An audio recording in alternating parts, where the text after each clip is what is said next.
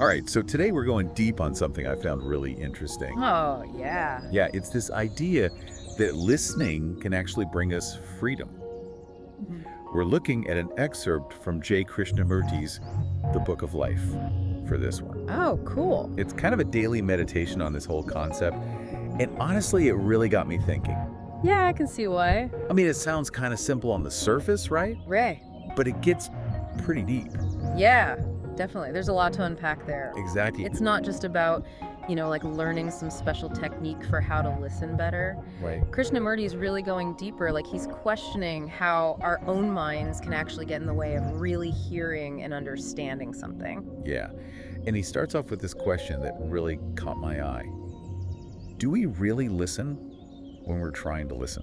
Ooh, that's a good one. Right. It sounds kind of paradoxical at first. It does. But the more I thought about it, the more it made sense. Yeah, I totally get that. Like, think about it. Okay. When you're really into a piece of music, or like totally absorbed in a story, Yeah, you're not trying to listen. right. You're just completely present. Right. You're just there with it. Exactly. But then, Yeah. as soon as we feel like, oh, I should really be listening carefully, Yeah. suddenly that effort itself becomes a distraction. Oh, it totally does. You know that feeling, right? For sure. Like you're in a meeting and you're trying so hard to pay attention, Uh-huh. but your mind's already off somewhere else, Oh, yeah. thinking about what you're going to say next. Yep. Or maybe you're like worried about whether you're understanding everything correctly. Totally. It's like that inner critic just takes over. It's like it can't help itself. Exactly. And that's where this whole connection to freedom comes in. Oh, okay. So how does that work? How does just listening without all that mental noise actually lead to freedom? Well, Krishnamurti's suggesting that all that internal chatter, comparing the analyzing, Right. that it actually prevents us from seeing things clearly. Like we're putting up all these filters. Yeah. So we're not really seeing we're just seeing our own interpretations and expectations. Oh, I see. But when we can quiet those filters down, Yeah.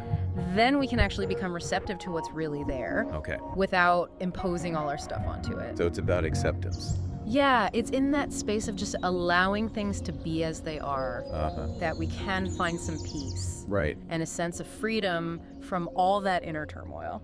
That makes a lot of sense, actually. Right. And it kind of ties into another point he makes about Yeah. how we're always striving to become something, Oh, yeah. like always trying to capture experiences. Right.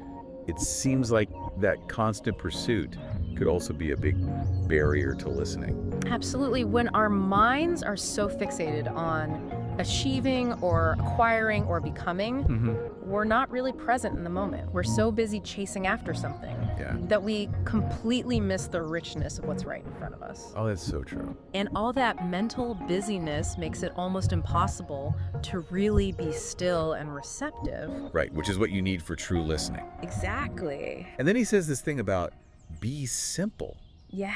which I find so intriguing and so challenging at the same time. I know, right? I mean, in our world, quieting the mind seems like Impossible. almost. Yeah, it's definitely a practice. Right. It's not about reaching some perfect state of silence, but it's about becoming aware of all that inner noise Okay. and creating space for stillness to kind of emerge. Creating space. Yeah, think of it like Yeah. you wouldn't expect to run a marathon without training, right? That's great. Quieting the mind, it's similar. Okay. It takes practice and patience. This reminds me of this one time I was having dinner with a friend, Uh-huh. and I was so caught up in this work problem Oh, yeah. that I barely heard a word she said. Oh, no. I was there physically, but my mind was miles away. Oh, I've totally been there. Have you? Yeah. We all have those moments. But the key is Yeah. just noticing those internal conflicts without judging ourselves or trying to force them away. Okay. That can actually allow them to just dissipate naturally. So it's not about suppressing those thoughts. It's more about acknowledging them and letting them go. Exactly like watching clouds drift across the sky. Oh, I like that. You don't try to control them, you just observe them coming and going. That's a good analogy. Right. Wow, this has been really insightful. I'm glad.